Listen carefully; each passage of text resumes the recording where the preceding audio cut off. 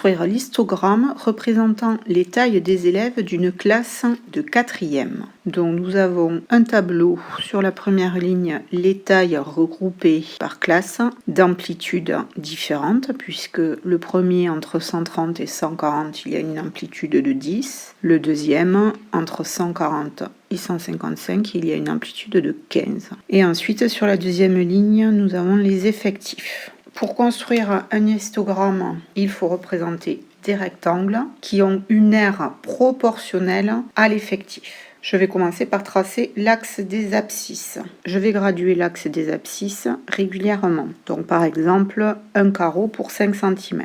Donc au début, je vais mettre 130, puis je vais graduer le début et la fin de chaque classe. Donc 140, 155, 175 et 185. Ensuite, je dois choisir une unité d'aire pour représenter les effectifs. Donc par exemple, je vais prendre un rectangle de 2 carreaux pour représenter un élève. Donc pour représenter les 7 élèves qui mesurent entre 130 et 140 cm, donc je dois faire un rectangle dont la base est 2 carreaux et de hauteur 7 cm.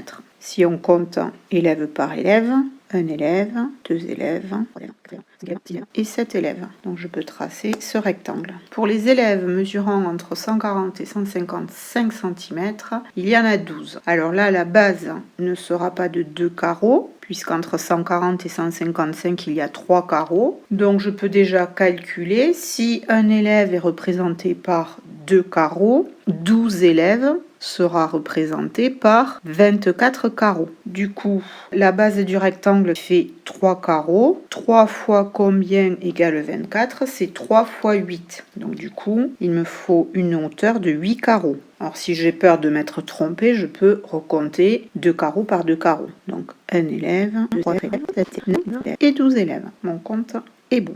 Ensuite, pour les élèves mesurant entre 155 cm et 175 cm, il y en a 8. La base est de 4 carreaux, donc je peux compter 2 carreaux par 2 carreaux. Un élève, 2 élèves, 3 élèves, 4 élèves, 5 élèves, 6 élèves, 7 élèves, 8 élèves. Alors là, attention, si j'avais eu 7 élèves mesurant entre 155 et 175, mon unité n'aurait pas été bonne, puisque je n'aurais pas eu le droit de construire une figure qui n'est pas un rectangle. On ne peut pas représenter dans un histogramme l'effectif par un polygone quelconque.